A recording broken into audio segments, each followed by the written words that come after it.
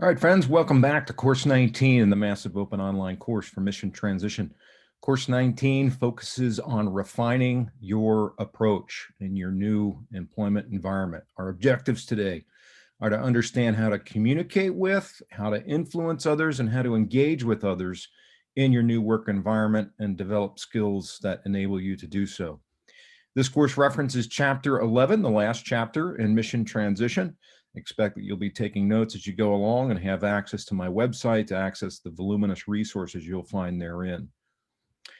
You'll also find me on several social media platforms, and as always, encourage you to take this or reference this with others that have gone through the process successfully. Here we are at the end of our process, approaching the end of this Massive Open Online course. Not quite done yet, but let's get into it. In our last course, we defined this success criteria, the four transition behaviors in this hierarchy you see to the right, just to remind you about this construct and the fact that this course will focus specifically to the communication aspect of behaviors within this hierarchy. So let's talk about communication. The military has a very distinct communication style, as is noted by the four adjectives you see on the left side of the chart on this page. It's viewed as being very decisive, concise, direct, and respectful of authority. And that's frankly as it should be in an organization whose purpose is to fight and win the nation's wars. When commands are given and orders are expected to be followed, that communication style needs to be decisive, concise, direct, and respectful of authority. But when you transition that style on the outside, it's viewed very differently by people that have never served in the military. While it could be described as an asset while in the military, on the outside, it somehow becomes a liability. Civilians tend to perceive communication style of people coming from the military very differently. What would be viewed in the military as being decisive is perceived as being uncollaborative. What could be seen in the military as being concise is viewed by civilians as being abrupt. What is direct in the military is viewed as aggressive by civilians. What is seen as respectful of authority is suddenly viewed as lacking confidence when dealing with folks higher up the chain. None of these perceptions for folks coming out of the military are positive. And so we need to not only understand that, but to proactively take tactics and approaches to adjust our style to successfully thrive in our new world. Here's one example. I'm looking at an email on the left side of the page, mimicking the typical military communication style that I just enumerated on the last slide, and you can read. Now let's contrast this style with a second version that would better mimic an expectation of civilian communication styles. You can read and see the differences, but the tone is very different. It's not concise. It is respectful of others, but done so in a way that's much more appealing to the reader. And I think that's easy enough to see. You're going to need to learn to adjust your style to more closely mimic that on the right side of the page. So let's talk about this a bit. Here are some typical challenges that those coming from the military tend to experience. Asking for guidance and support when needed. We covered this in a previous course where asking for help is not a hallmark of folks coming from the military. But in the real world, where organizations depend on effectiveness and efficiency, any unanswered question drives inefficiency and lack of effectiveness. So you're going to need to learn to ask questions when they arise. Declining requests when overloaded or pulled in multiple directions. People coming from the military are viewed as kind of shutting down many times rather than working through it. Speaking up and sharing ideas or perspective in a hierarchical chain of command, such as in the military where you're coming from, feeding back thoughts to those higher up the chain often isn't met with a lot of support. So people tend not to do that. Again, in the civilian world, we need to solve problems and do it quickly. Time is money, right? And so speaking up and sharing ideas or your perspective is viewed as helpful in the real world. Working collaboratively with others at varying levels. That's up and down the chain of command. Again, you're coming from an organization where going up the chain of command by one way of example is not viewed potentially as being collaborative. In the real world, it is. Working effectively on a virtual team, that's likely changed as of late in this pandemic world in which we live. But typically, especially those in a combat role of some sort, aren't used to working in virtual teams. Addressing senior colleagues informally. Formally, we're obviously used to, but working informally on a first name basis is not something that we're used to. Giving and receiving feedback. Now, I would argue that if done appropriately in the military, whereby you're producing quarterly evals and guidance with those in your squad and those under your control, you should be used to doing this. But doing it in a way that's going to be received well in the civilian world is different. We'll talk through a way to get at that. Curse words and rough language. A lot of that flies in the military space, especially in those organizations that comprise a combat arms environment. And so you're going to need to curb that behavior. So how do we go about formulating a communication style? And this new style is going to need to be different, and it should bear these hallmarks. It should be all focused on serving others and being of service to others. And to quote Stephen Covey here, if you haven't read his 7 Habits of Highly Effective People book, you should absolutely do so. It's a great entree to how to behave and communicate in the real world. One of his hallmarks is seeking first to understand others before seeking to be understood. So listen before you speak. As they say, that's why you have 2 ears and 1 mouth. Your communication style in this new world should be characterized by a number of things. Being open and honest, that should not be a problem. Questioning with purpose. Understand what it is you're asking for before you ask for it. Actively listening rather than hearing and waiting until delivering your retort. Bringing a point of view. What is it? Again, both up and down the organization. Being proactive, thinking ahead, and being responsive. And then lastly, building relationships. We've talked in several courses about networking and how it's important, and it's all about building relationships. And so your communication style should reflect that as well. In communicating with others, we should also understand when not to send an email. Email is an ubiquitous form of communication these days, but it's meant in certain situations and not meant in certain situations. Here's when not to send it. When you're angry or if there's a conflict. This is when you pick up the phone, or if you're able, go visit the person in person to resolve whatever the issue is. If there's an immediate response needed, likewise, pick up the phone. If you can, go talk to the person face to face and make sure that there's crystal clarity. Don't send an email if the risk of misinterpretation is high. Again, if you're seeking crystal clarity, pick up the phone, meet face to face. When sharing confidential or sensitive information, this should not be a problem coming from the military, where you may have routinely dealt with confidential information. You know not to put that in writing. When sharing bad news, again, better conveyed in person. And when explicit understanding, when crystal clarity is essential. This is where face-to-face communication is best. Also understand that presentation styles are unique to each organization, much as the culture is unique to each organization. And this is where you're going to want to leverage your new network, your peers, and your business resource group or employee resource group, affinity group, call it what you will. And also understand, again, asking questions is encouraged. Getting resolution to those questions breeds the effectiveness and efficiency that civilian organizations cherish and leads to money, if you will. Again, time is money. In providing feedback, all right, here's the chart I was mentioning before. Well-delivered feedback is going to focus on specific behavior, not the person, and includes specific examples of that behavior and describing those examples without judgment.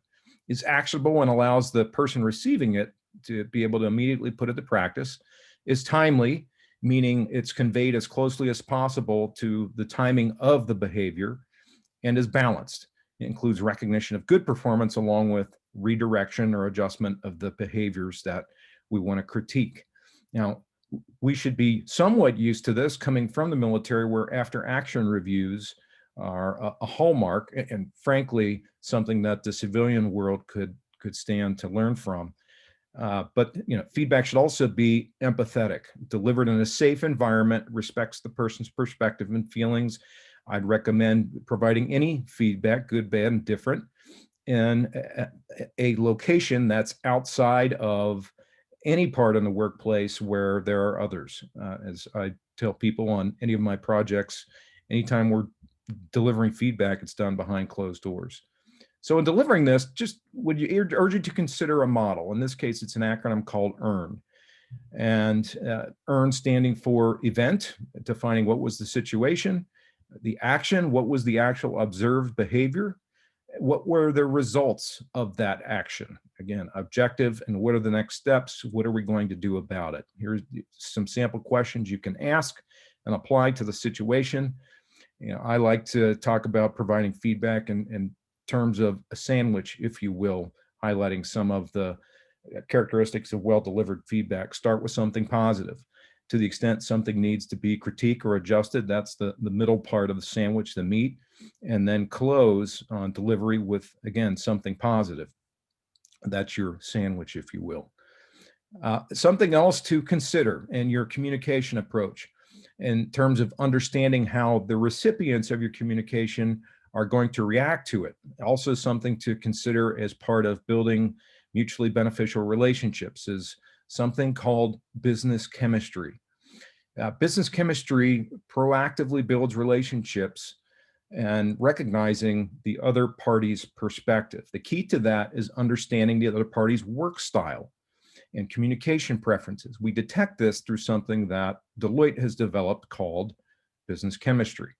Business chemistry identifies 4 work styles that define how others prefer to communicate and collaborate on shared objectives. And those 4 work styles are as follows: pioneers, guardians, drivers, and integrators.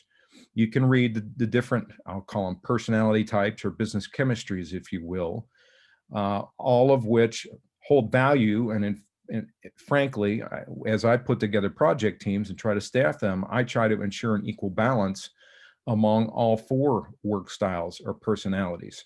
Diversity tending to result in strength, and I would encourage you to do the same.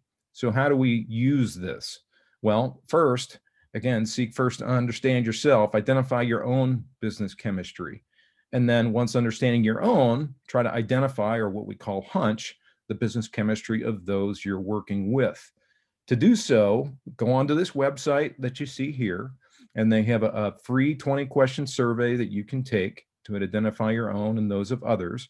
And then with those results, you can kind of hunch what they are and flex your own work style and communication style to improve its effectiveness. All right, let's talk about influencing others and how that needs to change in the real world. To get things done, you're going to need to influence others, but the way in which you do so is obviously going to need to change based on the difference in communication styles we just talked about. Understand you're no longer the military, all right? You're no longer giving orders and can expect that orders would be followed. And so you need to be able to persuade others in very different ways.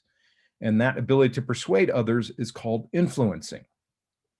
And in doing so, we act in ways that are not always consistent with your purpose and priorities. Okay, and it involves verbal and nonverbal communication.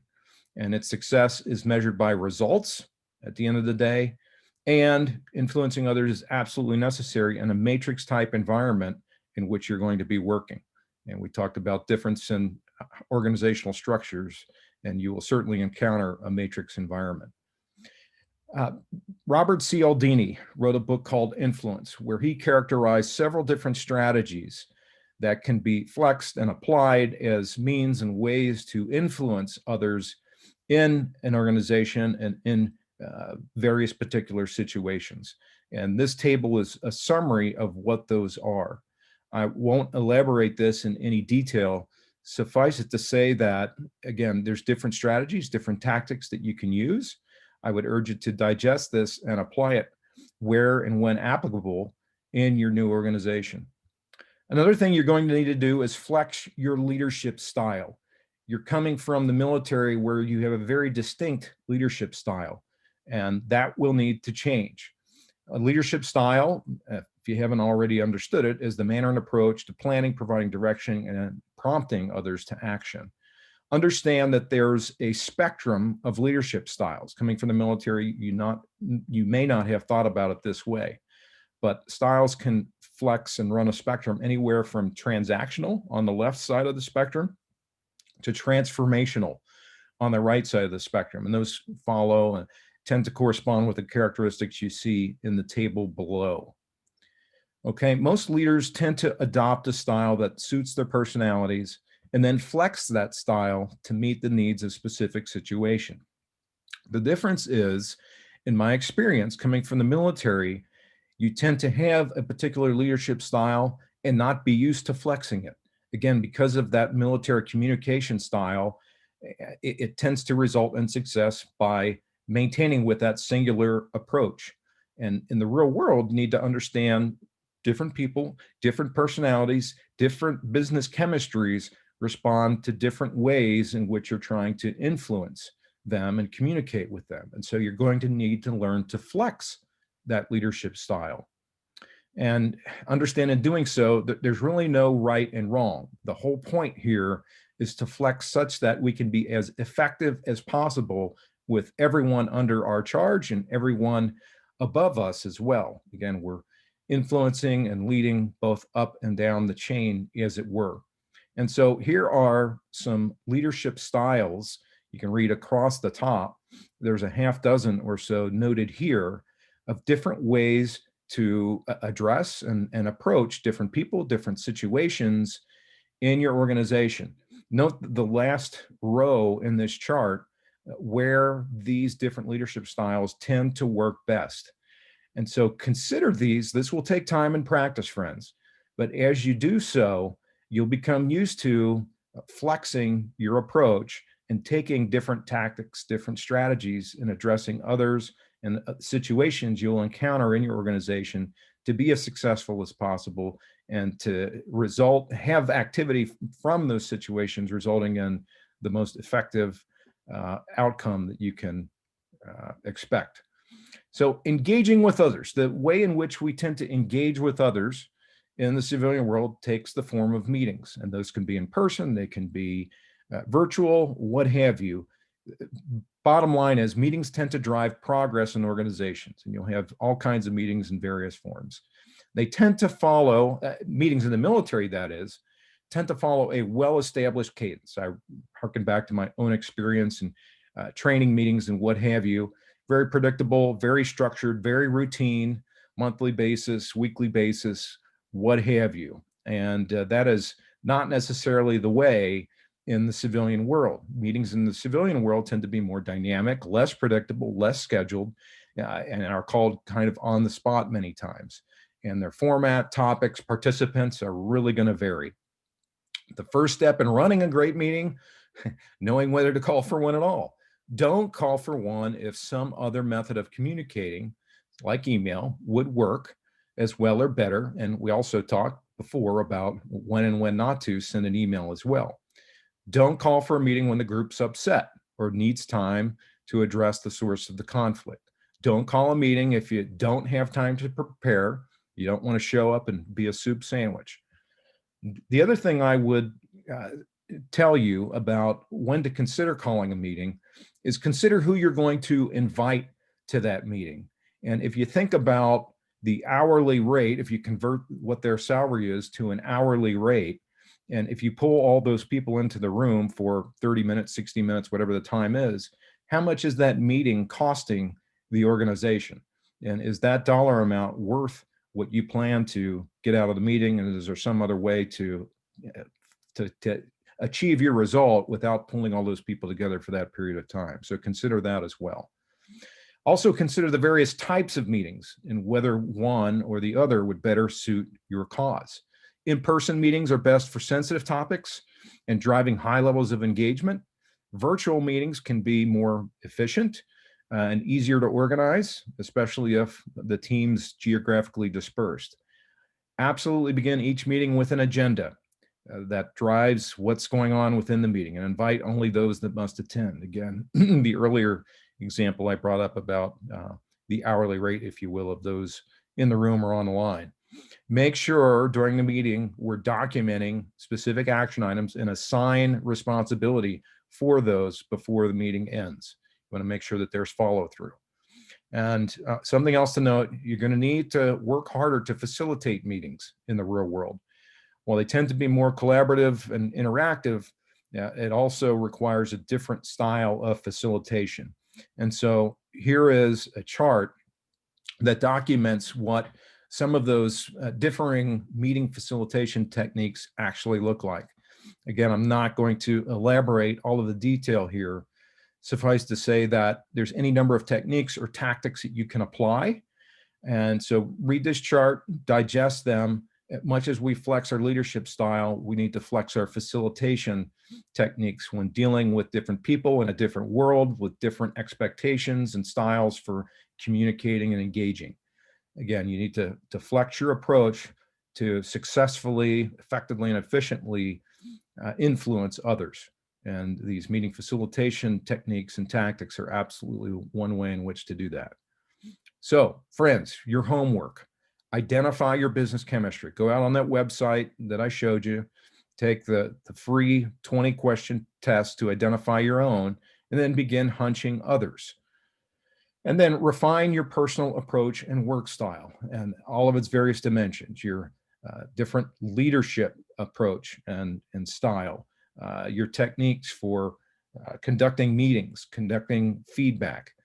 Identify influencing communication, meeting facilitation techniques that are going to work better in your new environment, and practice these things. This change does not happen overnight.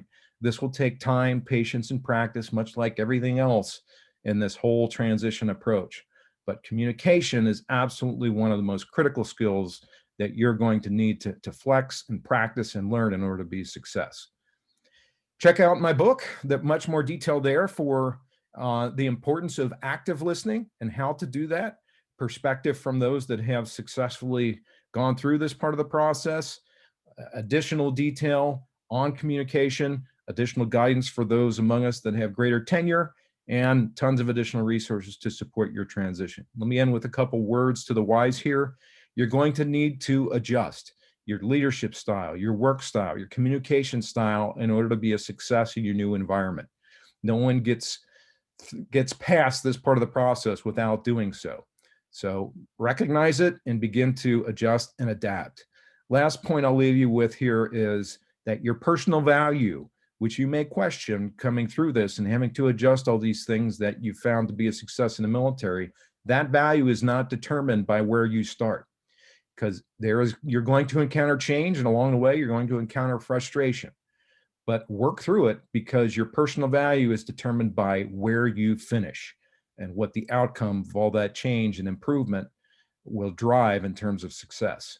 As we do with every course, let's end with some additional resources here, and a good many you see at the bottom of the page focused on those of us with greater tenure.